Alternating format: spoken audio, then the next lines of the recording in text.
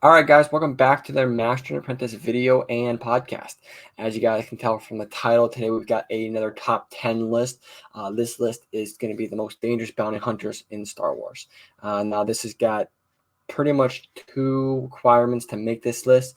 That is one, obviously, the accomplishments that the bounty hunter has, the achievements, and then the longevity is the other one. Now, this is a key one for a lot of you guys. People like Asajj Ventress, where Asajj Ventress is a very dangerous bounty hunter.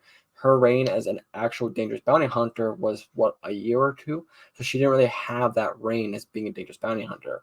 Whereas some other people like Boba Fett, we'll see, they had a long reign, pretty much from childhood to even currently, of being a bounty hunter. So that's a big one for this list. I know that might change what you guys might expect, but there you guys have it. To start off with, we got a couple honorable mentions. We have Brick and L. Les. These are two bounty hunters that we don't really know a lot about, but the reason I had to put on this list is because they're part of the bounty hunters that were hired by the Galactic Republic to train the Clone Wars, or to train the clones, right? After Jango Fett kind of left, right after Episode 2, they needed to bring more people in to kind of help train in that non-generic, army way, I guess more guerrilla warfare kind of tactics. And they brought in bounty hunters, and these two were, known bounty hunters. We don't really know what happens to them after this. So it's kind of hard to say if they had a long reign of being a bounty hunter, but at the very least, we know they were very dangerous in that. And then we obviously have Asajj Ventress.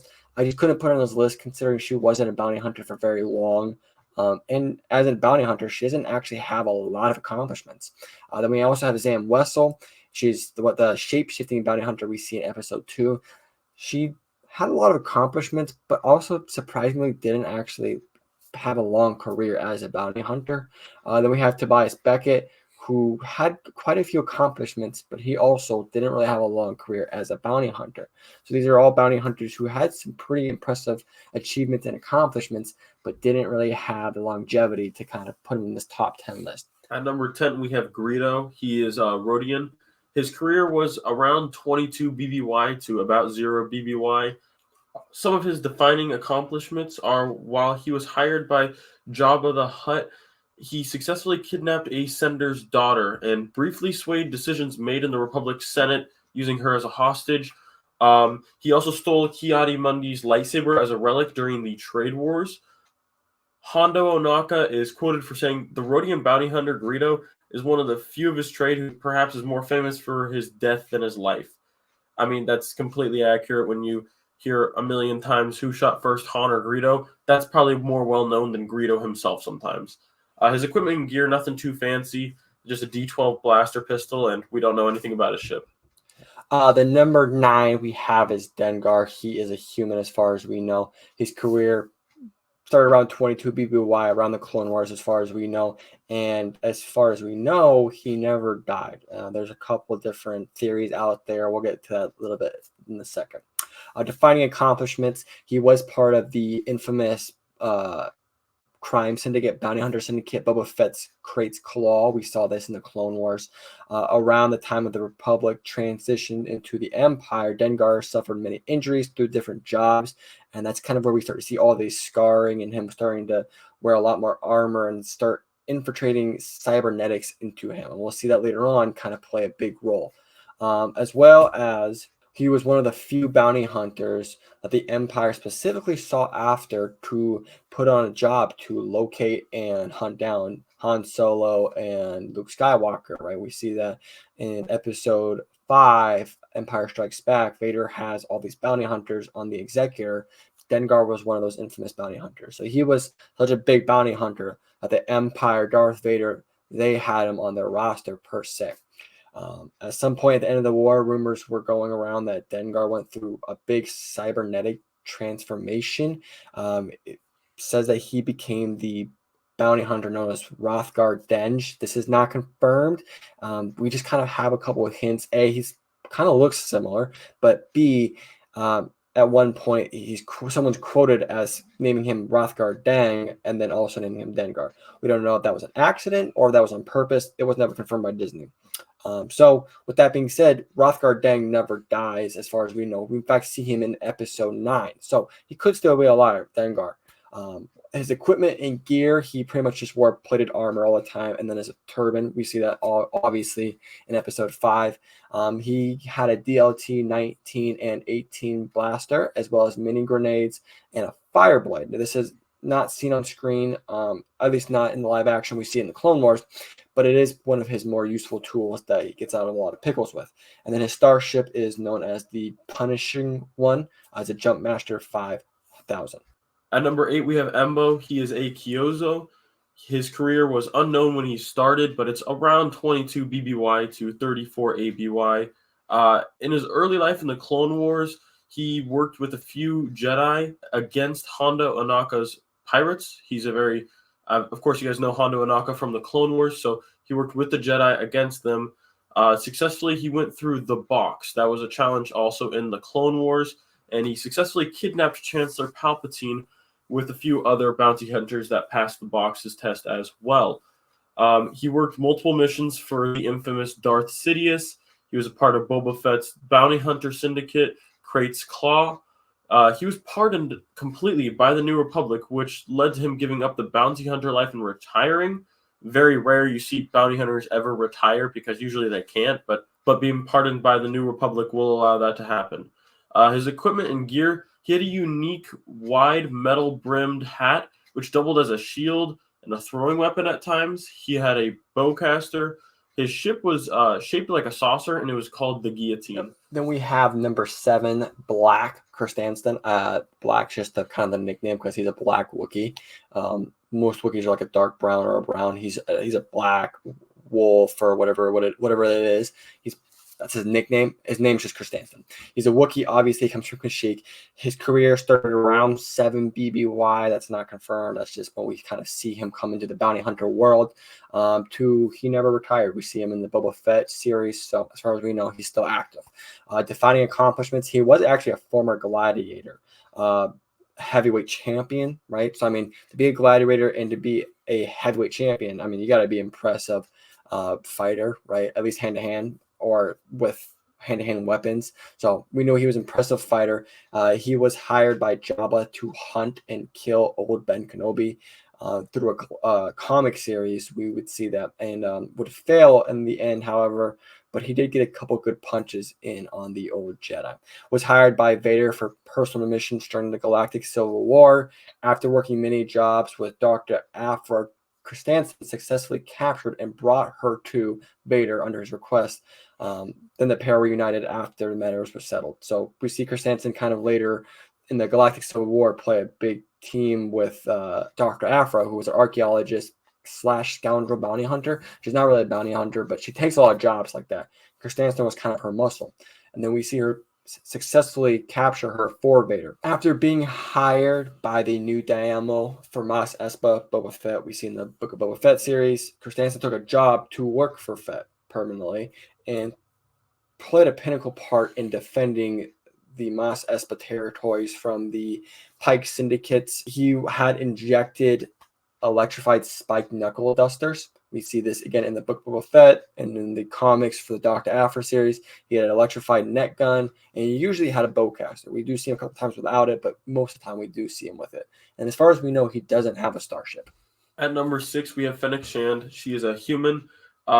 Nothing really confirmed about her career, like timing, but it's at the very beginning, starts at 19 BBY around, and as far as we know, could still be. We see her in the Book of Boba Fett, so there's no end to, as far as we know. Through a lot of her training, she earned the title Master Assassin. During the Galactic Civil War, she was wanted by the ISB, the Imperial Security Bureau, and later, after the rise of the New Republic, she was wanted by many after having most of her former employees arrested.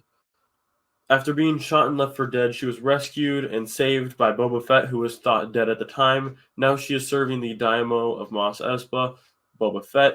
She helped defend and defeated the attacking Pikes along with Black Krrsantan. Equipment and gear, she has the MK sniper rifle, small throwing knife, always had some sort of blaster pistol, something like the DL-44. Starship is later shared on Boba Fett's Slave One with him, so they kind of share Slave One now that they're together. So nothing too fancy about her equipment. She's just a really good assassin. At number 5, we have Bossk. His full name being Bossk Wesik Krodosk. That's his full Trandoshan name. Bossk is just shorter, kind of like Mira Thrawn Yorodo. Just call him Thrawn, right? It's very similar in that matter, actually. He's a Trandoshan. Obviously, we see this character, kind of an iconic bounty hunter, to be honest. Nothing confirmed for his career, but it said it started around 65-ish BBY, which is pretty long. Trandoshans actually kind of live quite a while. Not as long as Wookiees, but kind of on a similar trajectory. And then as far as we know, he's still alive. I mean, we haven't seen him in a long time, but there's no confirmed death that I could find. Some defining accomplishments: he helped a young Boba Fett take down a Republic Venator to get back at Mace Windu for revenge for killing his father. He was part, again, of that infamous Boba Fett's bounty hunter syndicate, Crates Claw, and pretty much played with that syndicate all through the Clone Wars. When the rise of the Empire came about, he was one of the few bounty hunters, again, kind of especially sought after by the Empire Vader to hunt down and track the Han Solo, Luke Skywalker, those rebels, right? We see this again in The Empire Strikes Back. That's the first time we saw him on screen. Some equipment and gear: he has the Relby Phi-10 micro grenade launcher, and then he also carries around an X-45 blaster rifle. His starship is the YV series Houndstooth. At number 4, we have Aurra Sing, a Palladyuvian. Career was around 30 BBY to 13 BBY, so not crazy long. So she was a former Jedi, but quit the Jedi Order to become a bounty hunter. She's a deadly sniper shot, obviously, with the Force helping her. She took a job with Darth Maul early in her career and helped a young Boba Fett, obviously, take down the Republic Venator along with Bossk. So they were both there at the same time. She eventually broke into the Senate building with a whole bunch of other bounty hunters together. They held a whole bunch of senators hostage and broke out Zero the Hutt. Later, she was hired by the Confederacy of Independent Systems, briefly in command of the CIS forces. She has a built-in comlink antenna to her skull, which also contained a Ren Orm biocomputer that allowed her to track multiple threats at the same time and line up distant shots with her sniper rifle. For a brief time, she obviously had her lightsaber when she was in Jedi training, and we do not know what ship she had, if she had any. Number 3, we have Jango Fett. This is obviously an iconic bounty hunter that we see in the prequels. He's a Mandalorian bounty hunter. He actually served during the Mandalorian Civil War. His career started around 35-ish BBY to about 22 BBY. So he wasn't a crazy long bounty hunter, but he was one of the most deadliest bounty hunters we've ever seen, able to kill Jedi in hand-to-hand combat, which, I mean, that in itself is a dangerous feat. Because he served during the Mandalorian Civil War, he actually was banished to the moon of Concordia. If you guys remember, during the Clone Wars, the Death Watch, they were banned to the moon of Concordia. Jango Fett was part of that original group. Because he was banned, though, he kind of left that Death Watch group and kind of took on the bounty hunting job. At a time when he and a group of other bounty hunters were taking on a group of Jedi, Count Dooku at the time saw this and saw Jango Fett able to kill multiple Jedi, not just one or a couple, but multiple Jedi, and survive out of all the other bounty hunters being killed. So he was hired by Count Dooku, later known as Darth Tyrannus, and Darth Sidious, to be the primary clone template for the clone army, right? Which at the time the Galactic Republic really didn't know much about, but because Darth Sidious was also playing a front as Chancellor Palpatine, they were able to kind of work it behind the scenes. But because he had such a short time span as a bounty hunter, he doesn't have a lot of crazy, feats, and a lot is to be unknown, to be honest. There's not a lot on Jango Fett, which is a little bit surprising as he's a huge fan favorite, but there wasn't a lot I could really find. His equipment: he had a Beskar armor. Obviously, we see that later Boba Fett takes that. He had a Z6 jetpack with a missile launcher. He had a flamethrower on his wrist, and then he had a Westar 34 blaster pistols. We see those multiple times in the prequels as well. And then his starship is also the iconic Fire Spray 31, known as the Slave One. At number 2, we have Cad Bane. His career was around 45 BBY to around 9 ABY. He died in the Book of Boba Fett, but there are many theories that he's still alive, so most likely 9 ABY, depending on if he comes back later in the series. He was mentored by Jango Fett early in his career. He took a job with Maul before the events of the Battle of Naboo and helped to defeat multiple Jedi during the Clone Wars, and took many jobs with the CIS, again, Confederacy Independent Systems, and the Hutt clan, defeating many clones and even Jedi along the way. He successfully stole a Jedi holocron from the Jedi Archives, was able to break into the Senate building, and along with that other group, hold multiple senators hostage and break out Zero the Hutt from captivity. He also broke into the Coruscant Central Detention Center, successfully went through the infamous The Box, tracked down Clone Force 99, apprehended Subject Omega under Imperial orders. While he was hired by the Pikes, he eliminated Marshal Cobb Vanth. Cad Bane is just crazy. There's really not much he hasn't been able to do ever. Some of his gear is LL-30 dual blaster pistols and electro gauntlets, wrist flamethrowers and stunners, breathing tubes on either side of his neck. Make sure he can't be force choked. They're very, obviously iconic to his look. The starship he flies is the Porox 35 Starfighter. Zondu Blood is what it's nicknamed. And then later he flies the Justifier. But he's just a crazy, lethal bounty hunter. He is given a task. He does it to perfection almost immediately, and he gets out of there. I mean, if you're one of Darth Sidious's go-to bounty hunters, you know you got to be a dangerous guy. And number 1, last but not least, we have the infamous Boba Fett. This is probably an easy kind of, number 1. He had probably the longest career as he's still alive as far as we know. And then he's had so many dangerous bounty hunters he was mentored by and had in his life that he was just able to garner so much experience early on. His career started around 22 BBY, around the Clone Wars. After his dad died, he kind of took on that role of being a bounty hunter. And again, as far as we know, he's not dead. I mean, there's a good chance by the time Rise of Skywalker rolls around, he might be dead because he's so old at that point. But we never see Earth confirmed, so we don't know. He was trained by his father, Jango Fett. Obviously, that was his dad, cloned to be exactly like him. At a young age, he was able to take down a Republic Venator just to seek revenge on Mace Windu for killing his dad, right? So he started that career early on. As a young bounty hunter, he created the Bounty Hunter Syndicate known as the Krait's Claw. This is a bounty hunter syndicate he kind of worked with all through the Clone Wars, just doing easy tasks, but garnering a lot of experience and making a lot of relationships with other bounty hunters. While working a job for Vader, Boba had a duel with Luke Skywalker, and for the most part, got the better of Luke. As a result, for the first time, Vader actually got to know who Luke Skywalker is, knowing his name by Boba Fett. Luke was able to escape, but Boba found out his name and was able to give that to Vader, which that's how Vader was able to kind of actually come to the sense that that's his kid, Luke Skywalker. Obviously, Vader knows the last name Skywalker is his.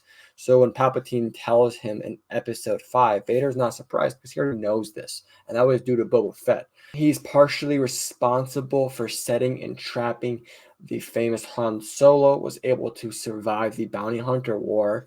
The Bounty Hunter War, if you guys don't know, in a nutshell, is Boba Fett, after the events of Empire Strikes Back, he's going to deliver Han Solo back to Jabba, kind of gets a little bit of a detour, and Jabba sends everybody at Boba Fett, all the bounty hunters, and Boba Fett kills a lot of them, but he's able to survive all of these bounty hunters coming after him. And I'm talking about all of them. I'm talking about IG-88, I'm talking about Bossk, I'm talking about Dengar, I'm talking about 4-LOM, I'm talking about all these bounty hunters, all the iconic ones, the ones that we don't ever hear or see about again.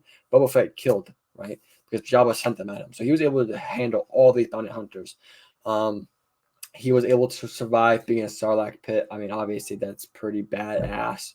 I mean, a Sarlacc pit is pretty much a death penalty, right? If you go to a Sarlacc pit, you're dead.